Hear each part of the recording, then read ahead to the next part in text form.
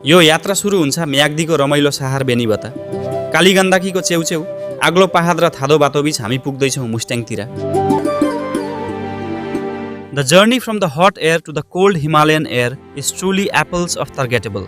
तातो पानी, घाँसा, मार्फा र जोमसोमको हावासँगै बिस्तारै हामी पवित्र मुक्तिनाथ मन्दिर पुग्दैछौँ।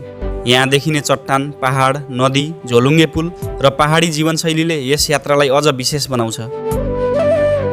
अब हामी पुगिसकेका छौँ मुक्तिनाथ हो। शान्ति, भक्ति र प्रकृतिको सुन्दरता एक यो हो बेनीदेखि मुस्टाङसम्मको अद्भुत एडभेन्चर। यो भिडियो मन परेमा चाहिँ है लाइक, कमेन्ट र सब्स्क्राइब चाहिँ गरिदिनु होला है त। By by.